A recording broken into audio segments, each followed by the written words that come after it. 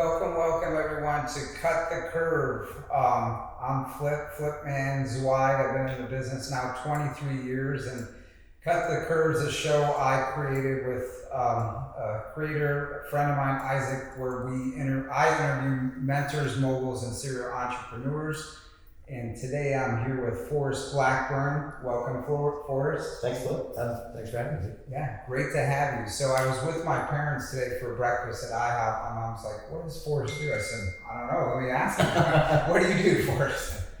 I am a serial business scaler.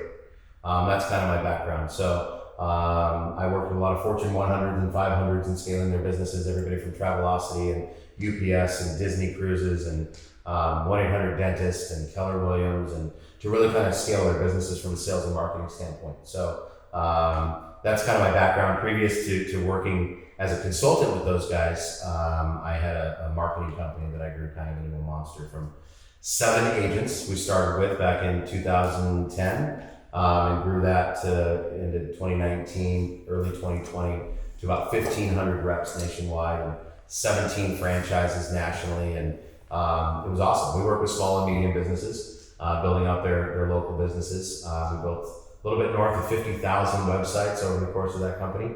And I ended up bowing out of that to go into real estate investment full time. And that's kind of when HGTV contacted me and I started doing that. So. Excellent. So entrepreneurship, we talk a lot about that for people that are watching us just starting in their entrepreneurial journey.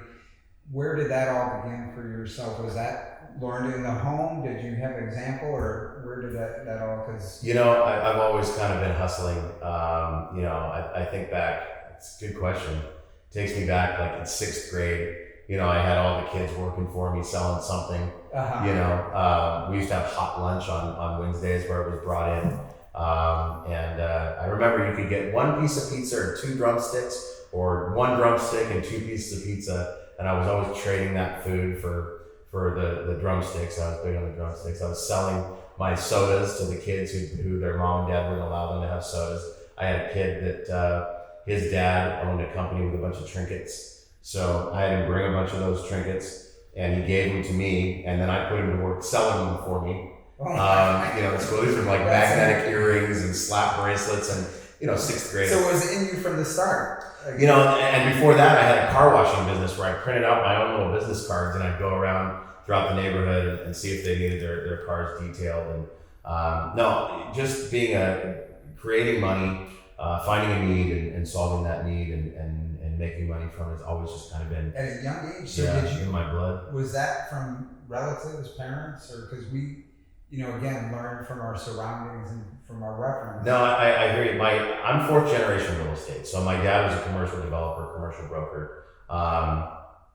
So he wasn't necessarily out, selling products.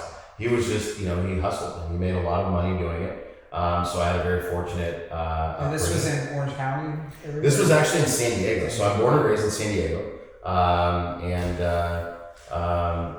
Real estate goes ups and downs, and when it was amazing, it was amazing. And there's a feast and famine to all. Yes. So you saw that as a young. I did. And, that's what really kind of deterred me from going into real estate and following in my dad's footsteps, because of those ebbs and flows, and because of that. I remember my dad, when the real estate market hit the skids, my dad ended up going out to Salt Lake City for about 6 or 7 months. So we didn't, he wasn't around. And he was out doing land and ground leases for cell sites and all kinds of telecom. Whatever it took to continue to put food on the table and continue to move the needle forward. My dad was always the guy to do it. And that's what really instilled, even now, my kids are in Southern California. And I'm out here in Phoenix, and I'm spending a lot of time building an empire. And it's just kind of what I know to do. And sometimes you got to make some sacrifices to make things really happen. Speak to that for us, because it's been a journey for me too, 23 years in it. And the reason I got into real estate was for the freedom, but that's all relative, right? So it's like freedom is entirely relative, and it depends on what your version of freedom is. A lot of people, they say, "Oh, well, I've got a lot of time to myself, but I'm stressed over my bills." Mm-hmm. Well, what's freedom to you? Freedom to me is not having to worry about money. Freedom to me is not having to worry about my kids' security, their kids' security, and generational wealth. That's freedom to me. And if I've got to work day in and day out and really grind for that freedom, that's my trade-off. And that's a win for me. So 100%. And I've struggled a little bit with that, with work-life balance, like coming out, because we're so like laser focused, like something has to give, right? Like a lot of people talk about work-life balance, and in the short-minded mindset of it, you think, okay, Monday through Friday I work, and on the weekends I play, right? So there's my work-life balance. For me, I'm not going to let up until I reach a certain freedom set that then I'll play, right? I would much prefer to grind it out now and grind it out for say 10 straight years, and then never have the stress or a worry or have to take a phone call or check my email or worry about responding to a text for the remainder of my life past that. That to me is really kind of my end all be all goal. So work-life balance to me is work now and live later. Right. So and it's not that I'm not living now. I have a great time. You know what I mean? Absolutely. It's fun. But again, the dedication and effort that you have to put into something great, like to be great, you have to put the time in. That's the only way to do it, right? Like my dad instilled something in me when I was a kid, and the word relentless was always thrown around. And you have to be willing to be relentless in your pursuit of whatever your goal is. Yeah. Whether your pursuit is to get your mom a house, or your pursuit is to not have to worry about bills or where the money's coming from, or your pursuit is to finally be able to be above the clouds and get that Ferrari that you always wanted, or that house that you always wanted.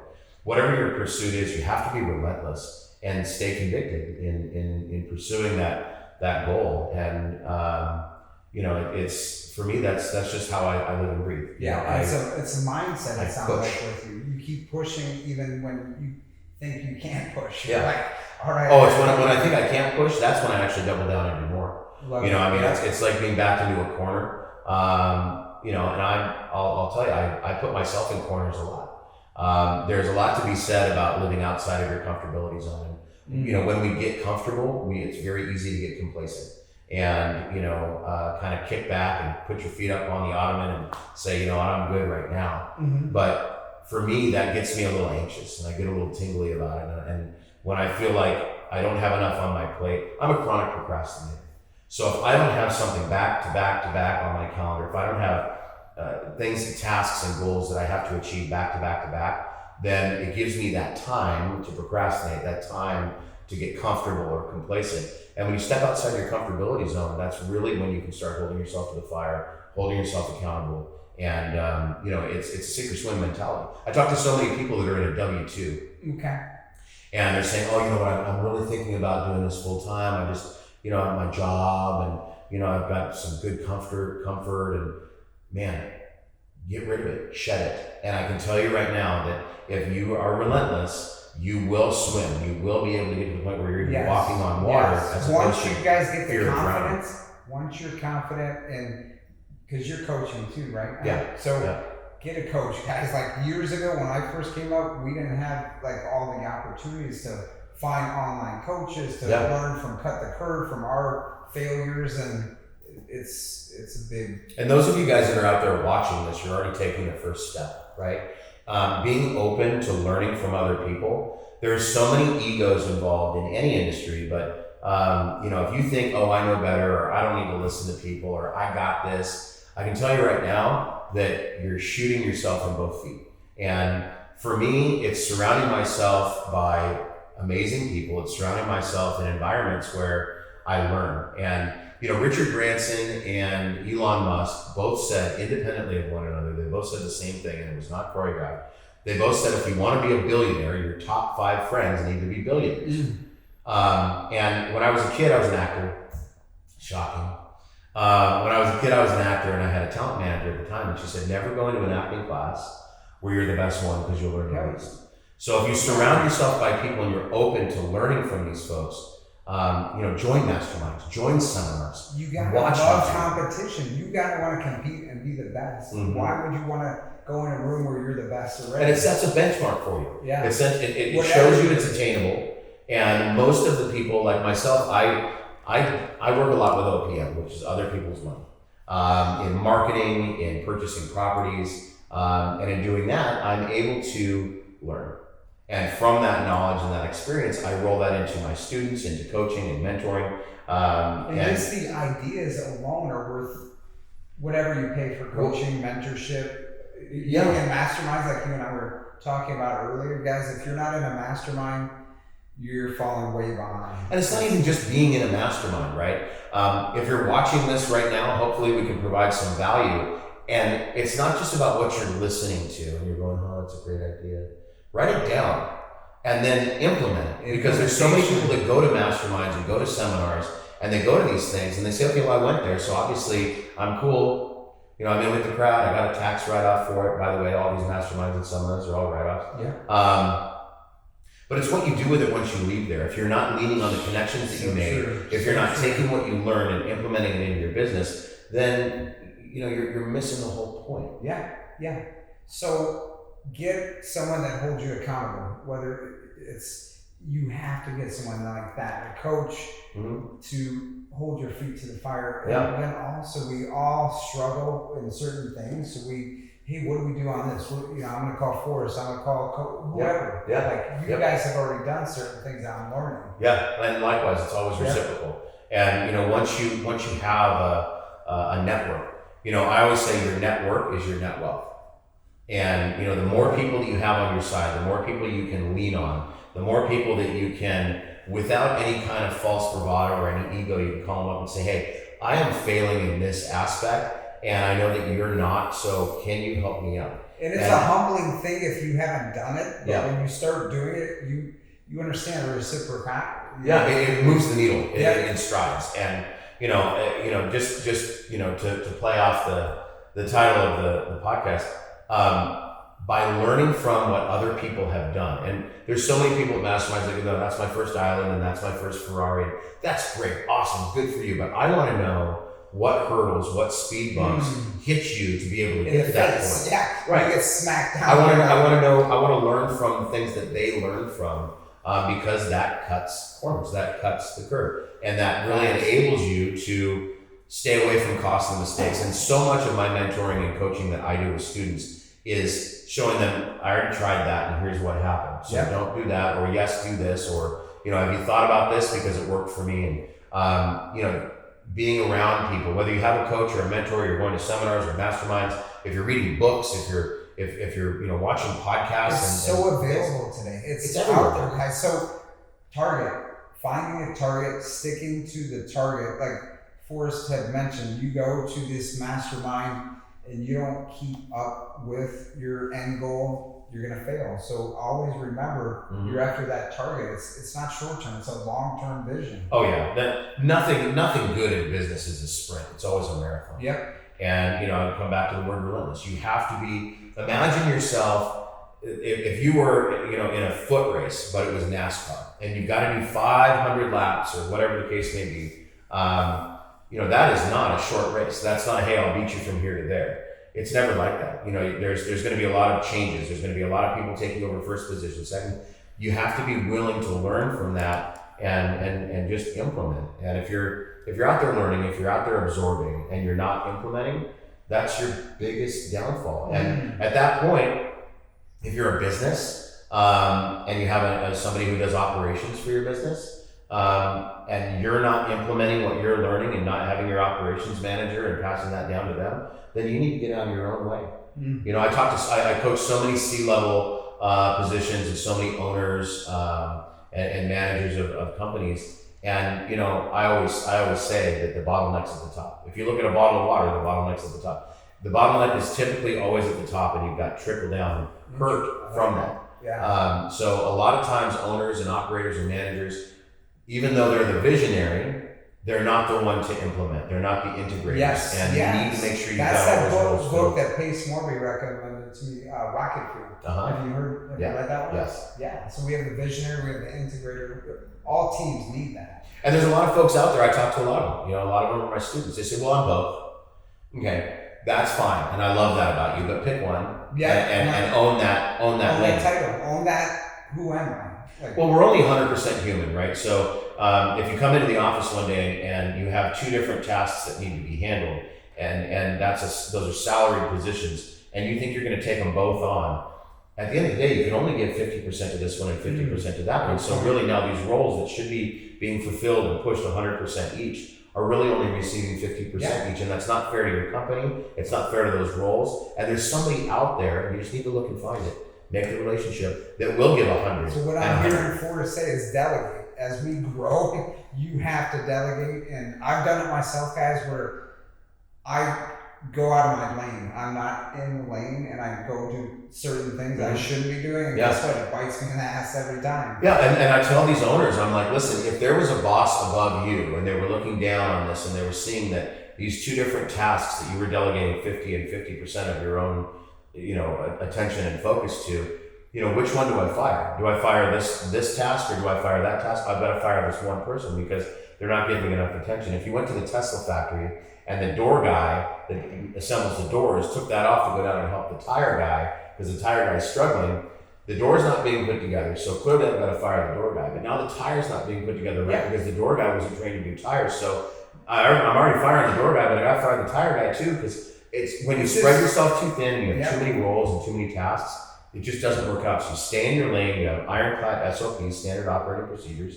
in place, and you hold people accountable with KPIs for each one of those roles. What are KPIs for people that aren't familiar? So for the overarching, you're talking about hitting goals and milestones, right? Without getting in the weeds on the whole thing. So these are key points that people need to hit.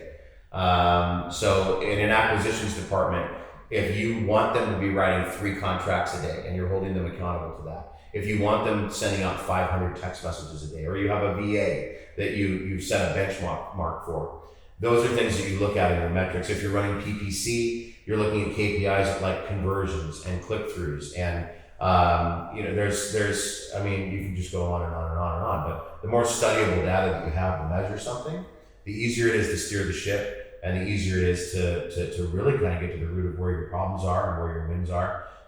We're always going to celebrate our wins, but we learn from our losses. And without that data in place, that studyable data, you have no idea what's going on in your business. Yeah. So people use CRMs, they're using Google Sheets. There's a lot of ways to do this. If you're a professional company, you better have a professional CRM. If you're, a lone wolf, you can live off of things like Excel spreadsheets and things like that. But you really have to measure your success. I had a phone call earlier today with one of my students, and they're having a hard time in their dispositions process. So in real estate, we have acquisitions and dispositions. Acquisitions are acquiring the properties, which is typically a lot of hand-holding and building rapport with the sellers, selling an offer, selling a service. And on disposition side, we're selling the property. So we're actually selling the product. And they're having a bottleneck on the disposition side because they're relying on just software. They're just blasting it out and waiting for somebody to come back in. And I'm a car guy, so I equate a lot of things to cars. But if you had a car to sell and you put it up on Facebook Marketplace, or you put it up on OfferUp, you just put it up there and you're waiting for those phone calls to come in. Very similarly to putting a property on the MLS, or a lot of us out there are using InvestorLift. If you're not, shout out to InvestorLift. It's Robert, an amazing tool. Robert Wensley. Robert Wensley. It's an amazing software to be able to dispose of your properties. There's north of 4 million cash buyers in the database, and there's a link on my website you can go to, and it'll set you up with that. But in the resources section. But if you're just putting your properties out there and waiting for somebody to come back to you, it's the same as listing your car and waiting for somebody to call you. Imagine if you had a list of people that said, I want a Honda Civic between 2003 and 2005 that is a coupe, that is red, that has gray cloth, and all of these things. Are you going to blast it out and hope that they find that ad, or are you going to take that car directly to them? You're going to put it up on Auto Trader too, but you're going to take that directly to them and say, hey, I heard this is what you want to buy. So I was telling them, you need to cultivate your buyers list. Mm-hmm. And they said, well, we have all these buyers and all this software. And really, I implored them to reach out and build a buyers list. Contact these buyers. Take all that data. send an SMS campaign out to all of them, create a link with a form for them to fill out their buying criteria so you know exactly what they're shopping for. So when a property actually comes in through the acquisitions department that fits their buying criteria, you're going to reach out to them directly and say, I have this property for you. I didn't want to wait for you to find it. Right. Here's the property. And you become much more efficient in your dispositions process on getting those properties moved. Love it. Just the confidence of you telling that story. I'm excited to like set that up. So you definitely help them solve that problem because you've been through the problem before. Yeah, and then the big thing I told them was, and they're taking notes, and that's Uh-huh. great. I said, we're going to follow up next week, and I'm going to make sure that this is implemented. Good. Which comes back to having somebody in your corner that's rooting for you, but also there to hold you accountable to He's make sure you checking get these in. things So done. next week, by the way, Mr. Whoever it Yeah. is, we got a call next week. You better be ready, right? Yeah. And Yeah, just show me what you get. I walk them through. They have a certain CRM called Podio. A lot of people out there use Podio. And it's very easy to set up these different, they call them apps inside of Podio, but different channels inside of the CRM where you can build these web forms, gives you a live link, and you take that link and you send it out. You say, I just developed a cash buyers app inside of my Podio CRM. I created a web form that will pull those leads into the app, and I send that lead out. I use VAs to send out mass it's all text automated. messages. Yeah. 100%.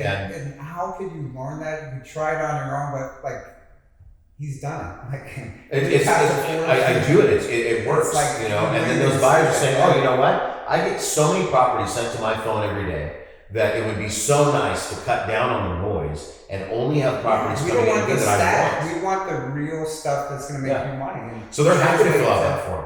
They're happy to fill out that form and say, "Here's surgically and very strategically what I'm looking to buy." Then that's in your CRM. You have a property come in that matches that buying criteria. You're going to send it to those folks first. Make them feel exclusive. You know, they're your VIP buyers, especially on that property. And now when they get something from you, unlike something from everybody else, they're going to look at that with brevity because they know everything you send to them is exactly what they said they wanted. Yeah, because let's face it, like when I was getting properties from wholesalers, they were sending me everything. Everything. I'm not interested. Like, Yep.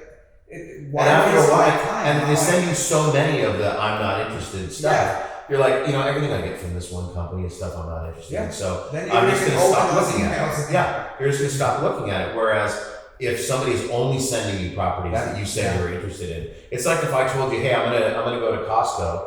Can I get you anything?" And you said, "Yeah, you know what? I got $100 to go towards vodka."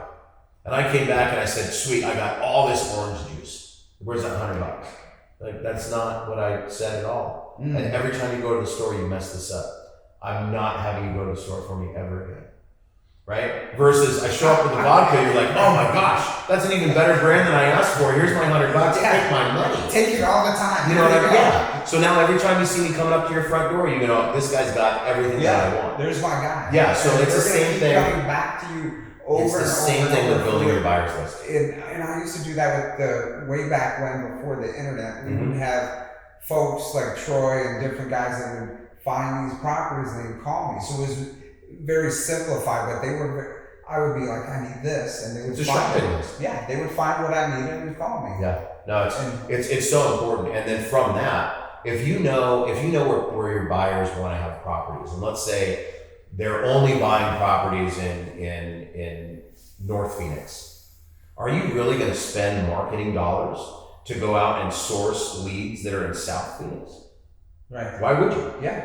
Why? Now you're going to go find more buyers? That just you're It gets killing your back to the mechanism. target. It gets back to the target. I do coaching too, and we always talk about what are you chasing? What do you want to? You can hone in your marketing and you hone in the entire mechanism of the whole thing.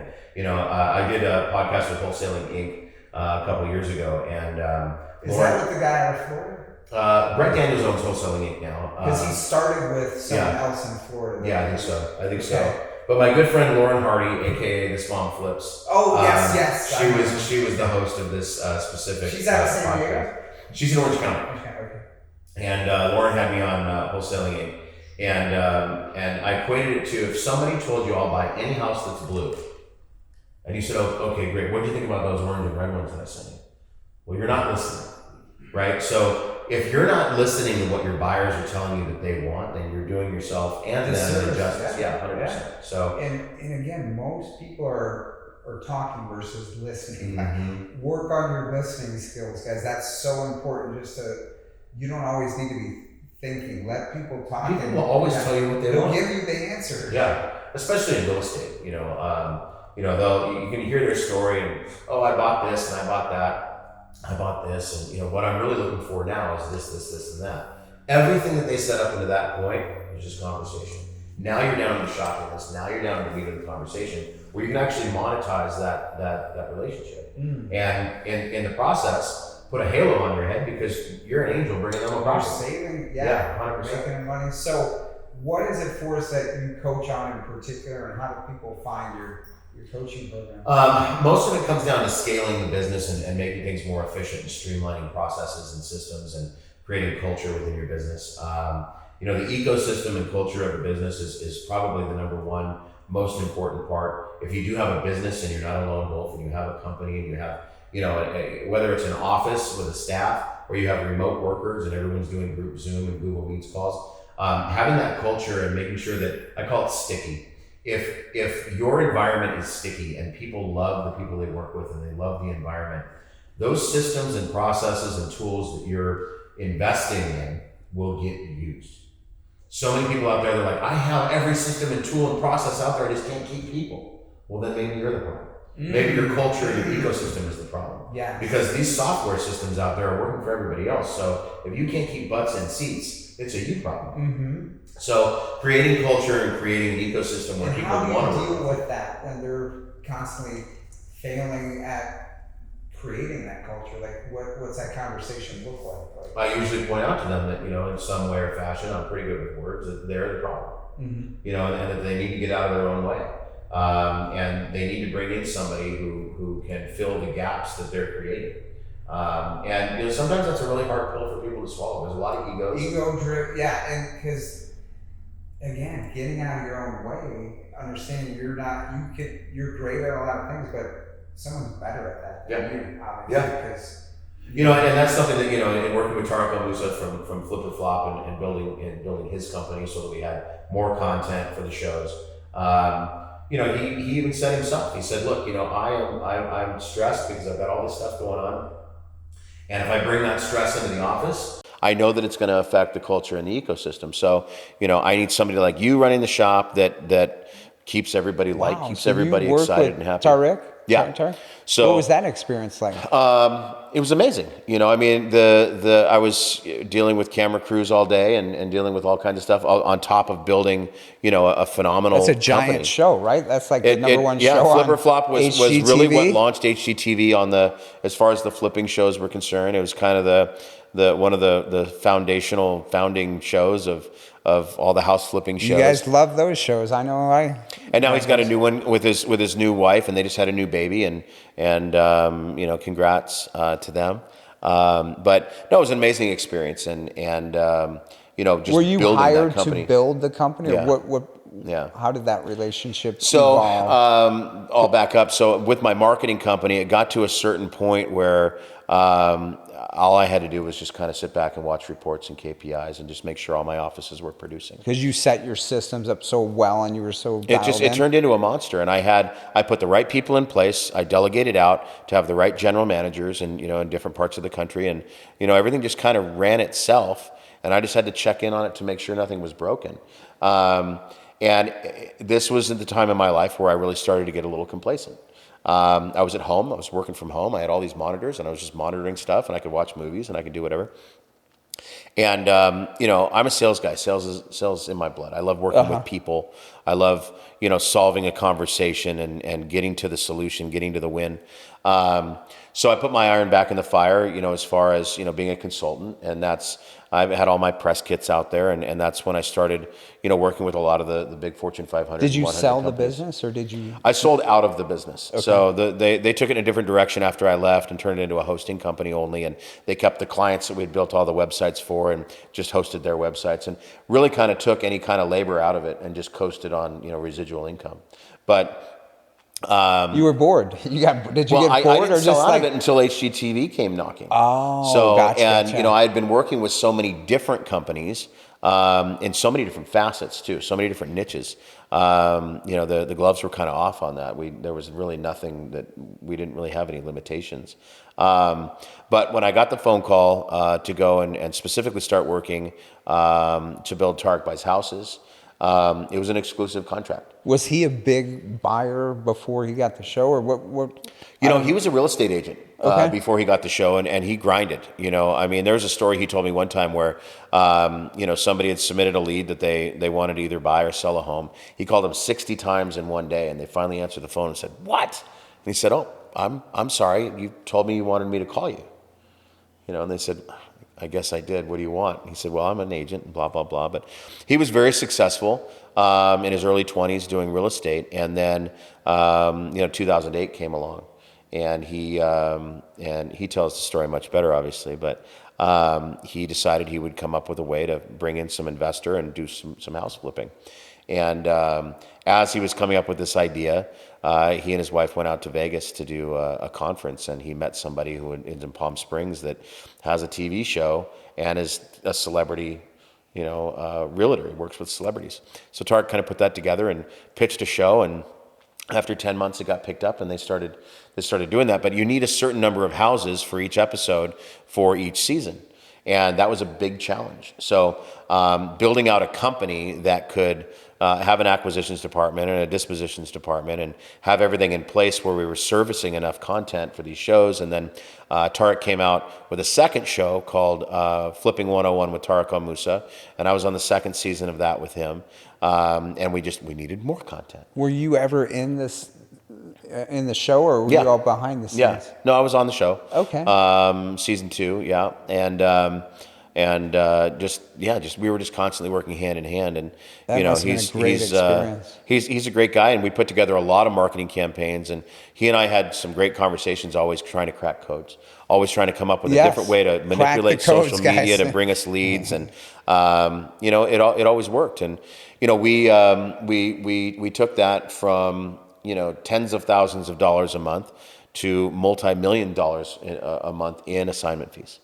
And I remember in December of 2021, we gave everybody half the month off. We gave them Christmas and everything off. And just in those first 2 weeks, we cracked $1 million in assignment fees, and just having everybody work for 2 weeks. So, and obviously, 2021 is a much different animal than it is today with the market, and everything was a lot easier. Now across all of my teams, I'm hitting those numbers.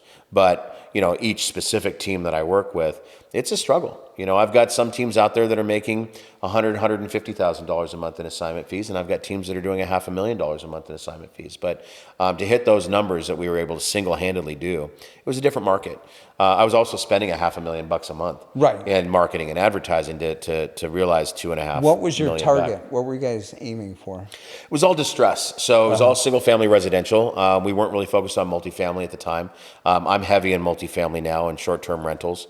I work a lot in, I don't want to say that I've graduated, but I've evolved into working on major portfolio deals.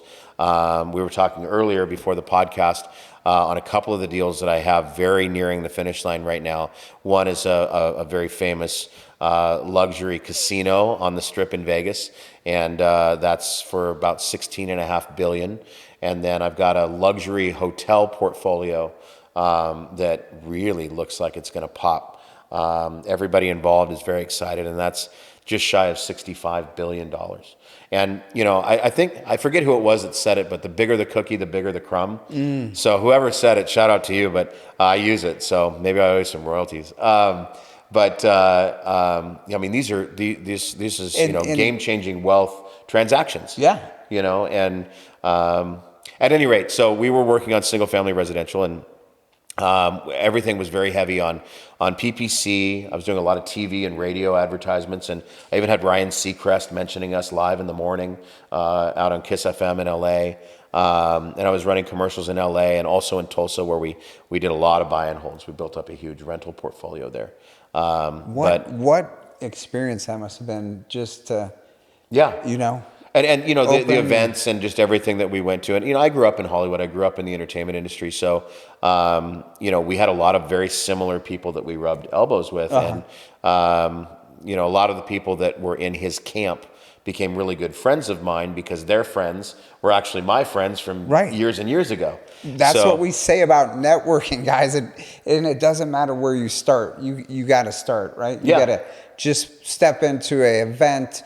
There's plenty of free events if you're just starting, or, pay a little bit and go to these events, because you never know who you're going to meet or what you're going to learn. And that's the thing, when I got the phone call and we started weighing out the options, or I started weighing out the options on to go into an exclusive contract and really, have a job, really, as opposed to being the owner of a large marketing conglomerate. Yeah. It was a big decision for me to Because that really, mindset's probably like, well, if you look at it, I was working with so many different companies at the time that I had so many different bosses, so to speak. Oh, you know what I mean? So okay. going in and just working with one specific company to really take them from zero to hero. Not saying it was easy, but that must have been more like you're just working with that one entity. So Yes. And as I got into that, and as I started, it took 5 months for me to get it from tens of thousands to multi-millions a month. So I ramped it very, very quickly, very fast, grew acquisitions, grew the marketing, and really had some astronomical achievements that, kind of put me on the map in the real estate investing space. What and were wholesale. some of your setbacks for folks watching us in your first couple businesses, your companies, and what did it teach you? Learning how to manage how you handle risk, without risk, there's no reward, right? I think we've all kind of heard that, but it's very true. But it's calculated risk. And being Speak to able that real quick, because I was just in Vegas and I'm not a gambler. I'm a Me either. calculated Me risk either. taker. That's why I Yeah. do real estate. Yeah. People are like, "You're risky." Well, not really. I analyze. Not when we're dealing with assets, Yeah. you know what I mean? And you can have studyable data to see where the market's going and see where gentrification is happening. And, it gives you kind of somewhat of a crystal ball into things. Gambling, put it all on black and cross your fingers, So I'm not a big gambler either. I think if I was, I'd be broke. But being able to calculate risk and being in an industry where you have patterns, that have different factors, financial, the economic patterns with real estate, political patterns, all kinds of different things that are key indicators into how you can navigate risk. And you can mitigate risk pretty easily if you know how to study data. If you're just starting, you're kind of afraid of data, and you want to mitigate risk. What is it that you would do? Surround yourself by somebody who can show you how to study data. Surround yourself by somebody who can coach and mentor you on how to take the next steps and tread lightly, right? You see Tony Robbins and people are walking across fire and everything. Well, that's because he set it up properly so that it's very difficult to fail. It's on camera, so you know that that's not going to be a good social proof if you do. And you're going to watch him do it first. I'm a demonstrative learner, so I work with a lot of different people and I'm constantly learning. And those that are at my level, we're constantly sharing ideas back and forth. And we're pushing each other too. Like, hey, you could, I'm doing that. I could help you, show you the way. 100%. Yeah. I was on the phone with a good friend of mine, David Olds, who's out in Tennessee, and he's a big wholesaler, big investor. He has Easy REI Closings, which is a really good program to use if you want to have your transactions handled by a company who knows what they're doing. Another resource that's listed on my website for you guys if you need help. But we were talking the other day about how to move the needle forward in certain ways. And we were talking about historically, he's tried this, he's tried that, he's tried this, and this one was close, but no cigar. And I said, well, I've done this, and I've also done that one, but I've done this, and this one was close, but no cigar. And we figured out that he and I are going to put together, we're going to develop out a piece of software that marries what he came close to and what I came close to, because we think that that's really going to solve the problem that we were trying to overcome. So, again, you surround yourself by these people who are doing good things, and you will too. Yeah. It's bound to happen because ideas create it's contagious. Yeah. And if you're surrounding yourself with the right people that are willing to share and willing to, that's that reciprocity is so important. That's what I love about our community now, the collaboration. I feel like we're in the music industry actually, because right? Everyone's collaborating and jamming. Everybody's jamming. Everyone else, and we're working together. When I first came up, it was all about the competition. It was more cutthroat. Yeah, no, it was a lot of measuring. But now I work hand in hand with Cody Sperber, aka the Clever Shout Investor. out to Cody. Yeah, so if you guys are on YouTube, you can check out the Clever Investor. He's an amazing resource. He's, if not the smartest, one of the smartest guys in Besides the this entire game. guy. Well, I learned from the best, and that's another reason why I'll always work with people that I feel I can learn from, and and in the process, there's certain things that Cody learns from me too. And, we feed off of each other that way. I'm pretty confident saying I've learned a lot more from Cody than he has from me. But we have a great working relationship and a good personal relationship. And we learn a lot from one another, and we're very hungry and very driven people. So did he steal you from no. California? What happened there with that run with your show? So after a couple of years with Tarek and working with HGTV, and, I was helping out the Property Brothers. I was helping out the Magnolia Farms crew. And the Flipper Flop Vegas crew and kind of these things. I was getting, and that was all within the HGTV family, because of the numbers that I was able to produce and some of the methodologies I put into place. Word kind of got out, especially with Robert Wensley at Investor Lift telling everybody how I was doing it. Everybody was coming and knocking on my door, but because of that exclusive contract, I always had to default to, I'm just too busy with Tarek stuff right now. So, come 2 years into that, the contract was to be renewed, and we had a long conversation, and there was just so many more people that I could help, and so many people that I could, because you were helping a lot of people before Tarek, and now you're just working on that. And then I was just specific empire. to working with that and building that. Yeah. So I made the decision to really focus on helping other people. So word got out that I was a free agent, and I was out in Phoenix for the All In conference for Carlos Reyes, and we were all hanging out. We had a big mansion up in Paradise Valley with the Investor Lift house that we had there, and we had a big party, and everyone was kind of tapping me on the shoulder. And I had done quite a few deals between Tarek Buys Houses and Green Elephant Development, which is Cody Sperber's company, and Cody's partner, Bryant Apples. And, shout out to Bryant. How's Bryant doing over there? He's great, man. He's good dude. He's great. He's getting ready to go out to LA and to San Diego over this weekend and take his 5-year-old little girl, little Bailey, out to Legoland and Universal Studios. I remember those days. Yeah, they're going to have a great fun. time. Right. But Bryant and I had worked hand in hand on a few deals, getting those across the finish line. And he was at the party, and he came up and he said, "So what's next?" And I said, I just want to, try to help as many people as possible. And he said, "Well, there's got to be a way for us to work together." And I said, "You know what?" And I started thinking about it, and what I could learn from Cody's empire. And I said, "I think we have something here, so let's explore that." So, I love it. You're still open, and that's about evolving and growing. Even though we say stay in your own lane, we're going to listen to. Yeah. I mean, there was a caveat. There was certain indicators where I needed to make sure that I was available and I wasn't on lockdown, and I had to be able to share and network and work with other companies, and that's really how Cody has structured Clever, his mentorship programs, and we have a mastermind called Avengers, which is a very high level of high net worth individuals, not just in real estate, but crypto and retail, and we're talking financial, people in the basically, right? We're talking people that minimum $100 million net worth, and the connections and network that I have from that. It's astounding, coming back from that, but it's all community based.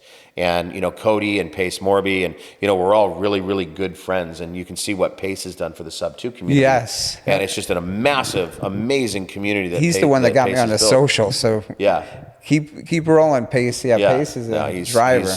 He's smart, awesome. And smart Jamil guy out of Arizona. Jamil so too. Is Jamil done with his show? I don't know if they're wrapped right now, if they're wrapping back up to do more episodes.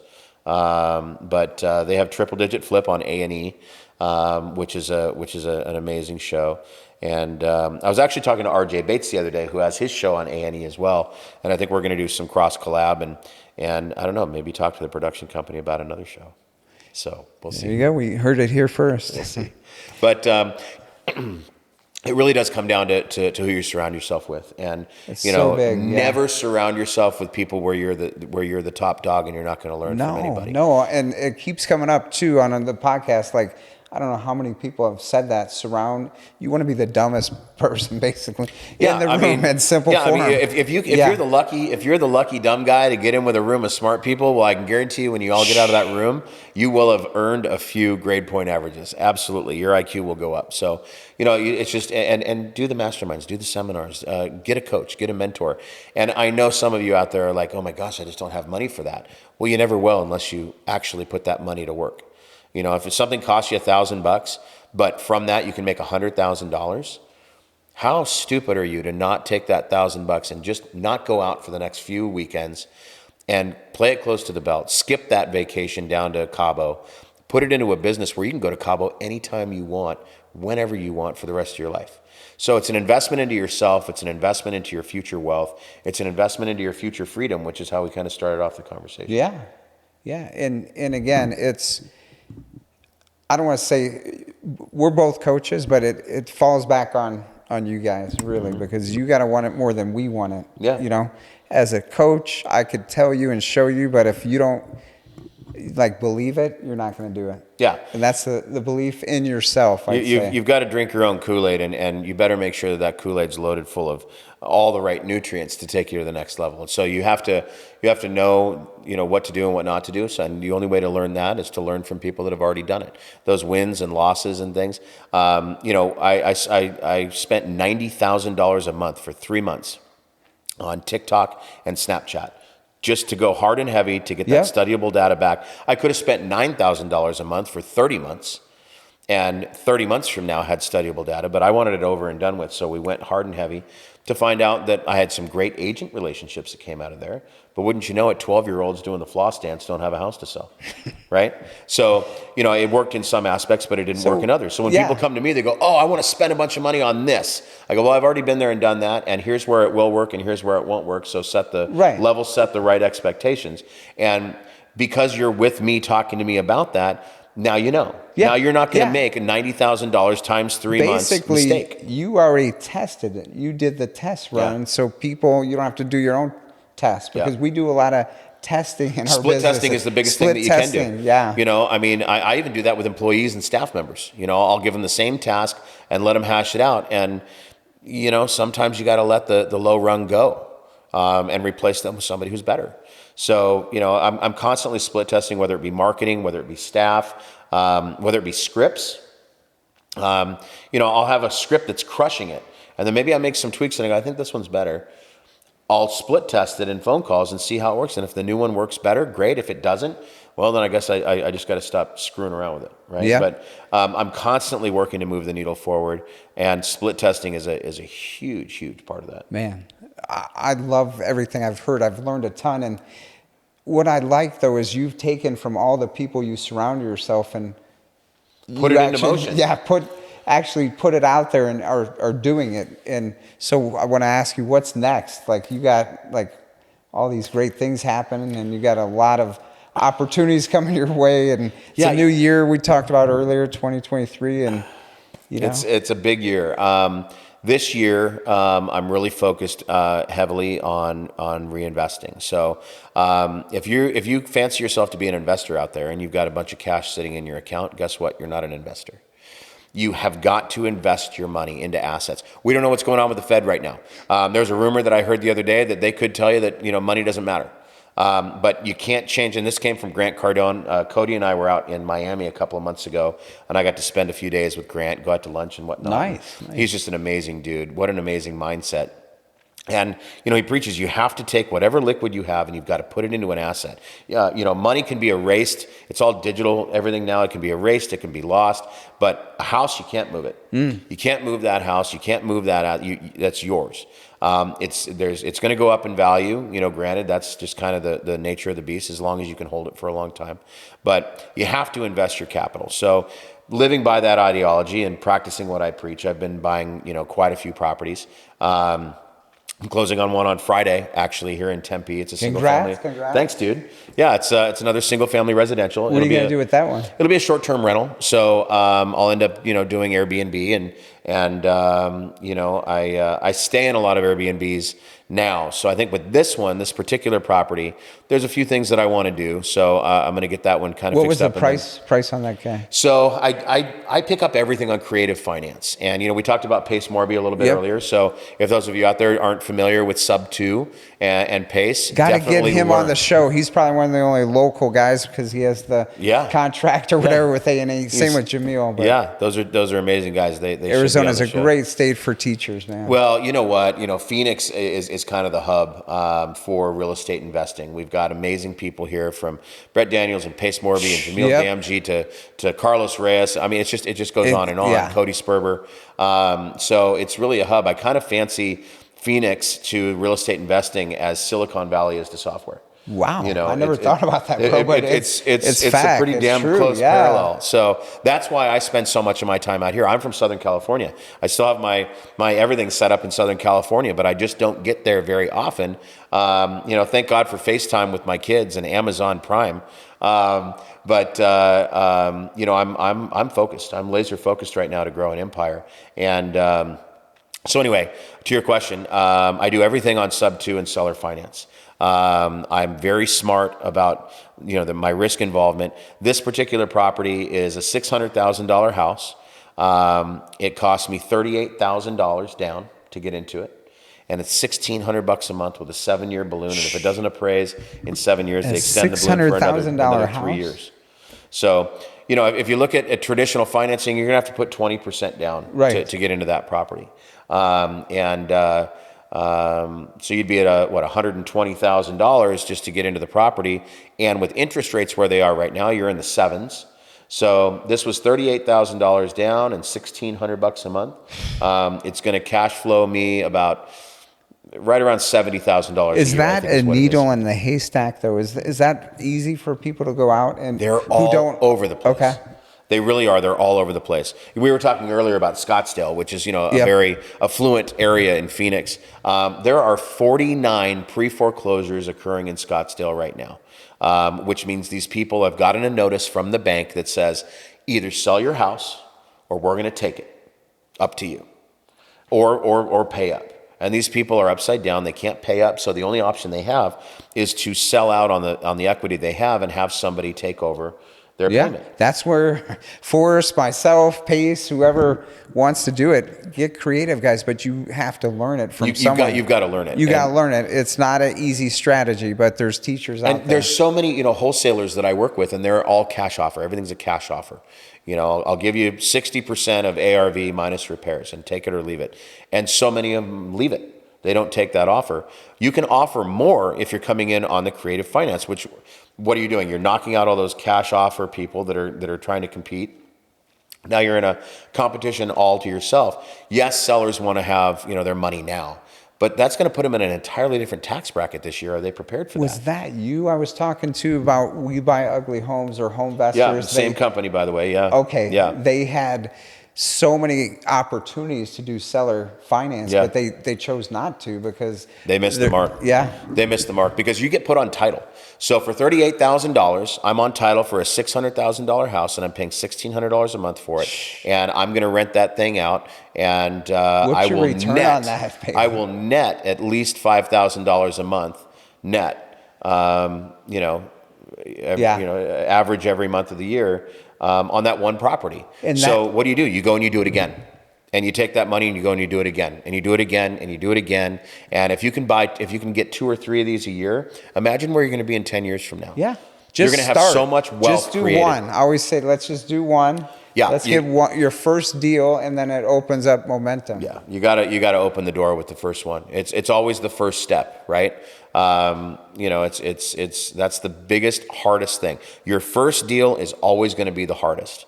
But these deals are out there. To answer your question, I've got another one that I'm looking at right now over in Glendale. That's a $695,000 property. Needs a pool. It's on a golf course. So I'd end up putting in a pool. And probably redo the kitchen. And that's all I'm chasing this year. I'm not buying any equity. It's $15,000 for me to get into this property. Yeah. That's Why would I spend all that money and get a loan at a high interest rate right now? And we don't know where the market's going right now, too. And you take over their loan, and they're at like a 2.7% interest rate. The payment on it's $2,300 a month. $500 of it goes to principal. The rest goes into interest. But that thing right there would cash flow $60,000-$70,000 a year. So net operating. What we're doing is subject to, and then we'll Yep. keep them as a midterm, short term. And you're on title. Yeah, So literally, it's beautiful, guys. you look up these people and you say, what's Brad Pitt's net worth, right? The net worth doesn't have to do with how much cash he has in the bank. It's how many assets he's tied to. And I am now on Friday will be tied to an additional $600,000 in net worth for $38,000. What's your risk on that? Something like that, risk tolerance with. Well, I mean, as long as, so I look at everything, I use AirDNA a lot, because Okay. especially for my short-term rentals. And I want to see what the occupancy rate is and what the rent rate is. And then you space that out and you average that out over 12 months. You take out your taxes and insurance, and if it's got a pool, your pool costs and maintenance fees. And then you get an NOI, a net operating income. And that's what you are going to take home every year. So what did I just say? This one's going to give me $70,000. Another one's going to give me $60,000. Most jobs have a hard time making that in a year. So for $38,000, I just got a $70,000 income. For $15,000 in Glendale, I just got a $60,000 income.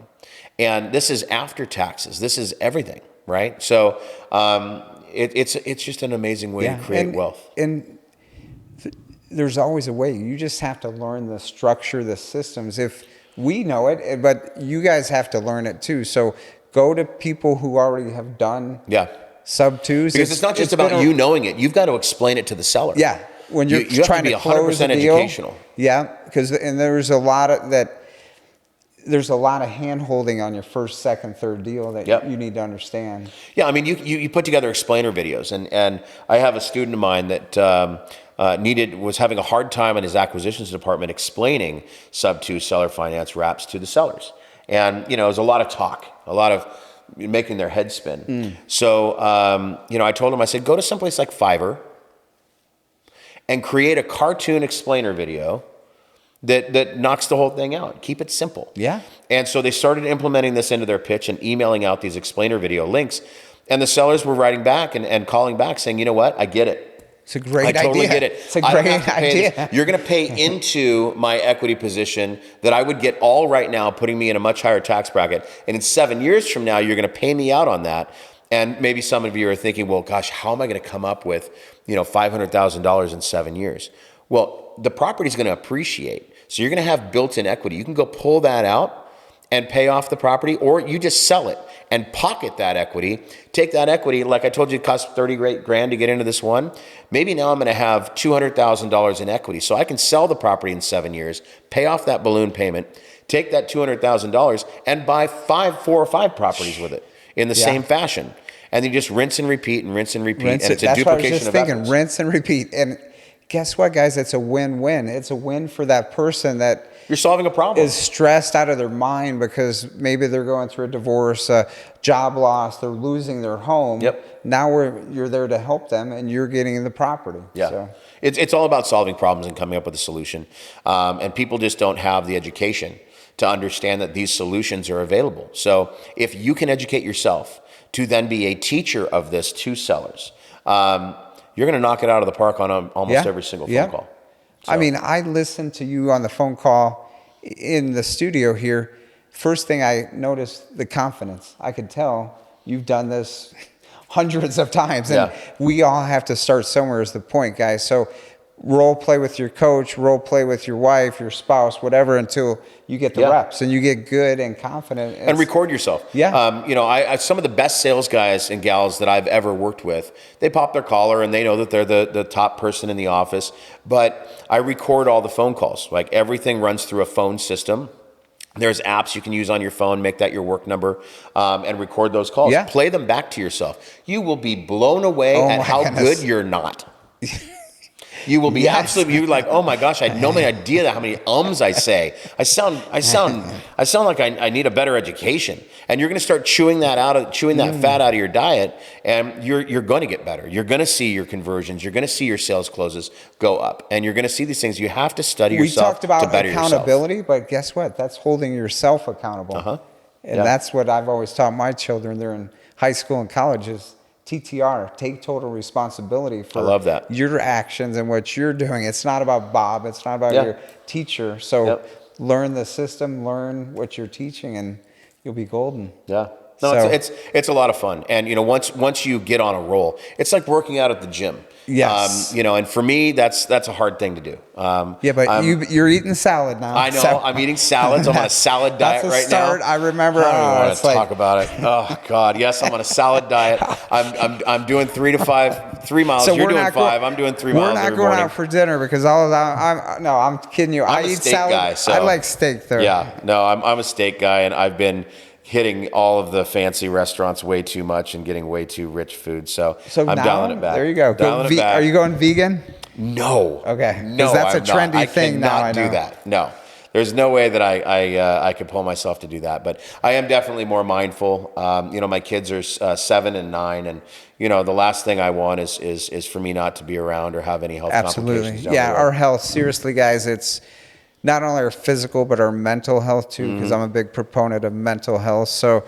There's help out there because life is tough. It can be stressful trying to be an entrepreneur, a father. Stress adds weight too, guys. It so, does. I've been there, man. Yeah. I was at a max weight a few years back, but Yeah.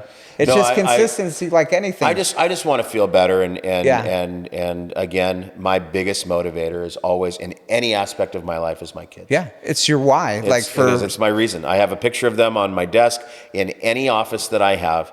There's the same picture of them is on my desk, and I always, when I'm talking to people, I always look to my left, and they're always right there, and it reminds me of why I'm doing what I'm doing, why I'm making the decisions that I need to make, and sometimes we have to make hard decisions. Yes. So they help me get over that hump by just looking at them and realizing I got to make a hard decision right now, but it's for the betterment of my kids. Yeah. You know? Yeah. And guys, guess what? Making decisions, it's like a muscle. Like that's why you got to train it. You do. Yeah. My son's 17 now, and he's like, Dad, what should I do? We're in Vegas today. I'm like, what do you mean what you should do? You need to decide what you should do. It's not for me to tell you what to do. You're a 17-year-old young boy now. I've trained you to make decisions because they're indecisive. Oh, do you want licorice or do you want like Sure. fruity? So at a young age, I just helped guide them to use that muscle And memory. it's the same thing with sales training too. Being able to have people think on the fly and be able to comp properties and say the right things. And so much of what we do in sales is reaction. Listening and then reacting to that. I call it arming your gun. Those are bullets that are being given to you, and you're just loading your gun, and then you go to work with your reactions. And there's so much training that goes into making the right decision in anything, in business, but even in a sales process. And one of the things I learned too, guys, we don't need to make a decision right now because sometimes people want to put you in that place where I need to think about this. It's okay not to have all the answers. Yeah. You can say, you know what? I mean, even there's things that come across my desk or in conversations that I have where I'm like, you know what? That's an amazing question. I want to know the answer too. Yeah. Let me do a little bit of homework on that, and I will get. People respect that, and for me, knowledge is wealth. Or let me research it because right now it's 4:00 and I don't have that mind power to figure this out. But guess what? In 24 hours, I'll get back to you. Yep. Yeah. It's okay to not have every answer. It really is, because you never will. For me, the day I stop learning is the day I'm dead. Yep. Knowledge is the most powerful thing that you can have. Money comes and goes. We can make money, we can lose money, but knowledge and experience never, ever goes away. And no one can take that away from you either. If you solve a problem, guess what? You feel so good about yourself. Like, sure. You crack a code. Yeah. We celebrate those wins. And like I said earlier, we learn from our losses, but it's okay to have both wins and losses. It's okay to mess up. You got to figure out, it's like traveling down a new street. If you go 90 miles an hour down that street to all of a sudden find out there's speed bumps there, well, guess what? You're not going to do 90 down that street next time. So it's okay to uncover these hurdles and uncover these things that you're not that great at, so you can figure out how to get better. And the word failure, it's okay to fail too. Like, if you don't fail, you don't succeed. Trying is still success. Yeah. If you don't fail, guys, you're not, because we're going to learn succeeding. From it. Like, anything we try on, if we fail on it, we're going to learn. If we try and we win, we learn from that too. We're always winning, we're always learning just by trying. And if you're out there thinking, gosh, I would love to get into this, well, stop talking about it. Don't talk about it, be about it. Should have, would have. I used to hate that. Like, if someone tell me, I should have did that, I'm like, what are you talking about? Why didn't you? Yeah, I'm like, What's I just did it. Yeah. Or you can't get through that door. Well, you know what? I could figure out, I'm going to go through it, around it, whatever. If I really want something, you're going to figure out a way, right? Yeah. So, you guys have to take the first step. And, maybe this is a baby step just watching this podcast, but you have to take some big steps. You have to surround yourself with mentors and coaches and join seminars and masterminds. You have to and it's not, be a wealth of knowledge. Yeah. Yeah. So cut the curve, guys. Watching today, I hope you guys learned a ton. I learned a ton from Forrest, and I'm blessed to have him here and have you guys watching. Is there a couple things on going out that you wanted to share with everyone watching us? Yeah, you bet. I just came out with my master course through the InvestorLift Masterclass platform. It's a new platform we just launched through InvestorLift. There's a link to it on my website. If you go to my website, we're offering a 10% discount today. If you use the promo code at checkout, FLIP, all in caps, FLIP. And it's a 10% off discount code for you guys. Did you name it for me? I sure did. Thank you. I sure did. Thank you. So I encourage you guys to go check that out. What's your website for? ForrestBlackburn.com. There's 2 R's in Forrest and Blackburn, just like it sounds. ForrestBlackburn.com. I have on there more resources, some of the other podcasts that I've done, so you can hear a little bit more, hear me share a little bit more about things that have worked and not worked for me, so it can help you move the needle. There's a resources section on there that I'm happy to share on everything from how to get $500,000 in interest-free credit for your business like that, dialing systems, comping platforms, SMS and text messaging platforms. It's all there, even CRMs, masterminds. It's all there. Most of it is severely discounted. If you go through my website, you just click on the logos and it'll take you there. But I'm pretty excited about this master course that came out. It's 5 modules. There's over a dozen chapters, and we really deep dive into the blueprint on how I create a 7-figure a month wholesaling business in the real estate investing space. So if you're serious and you have a business that's ongoing right now and you have money coming in, reinvest that into your business. Reinvest that into knowledge. Knowledge is power.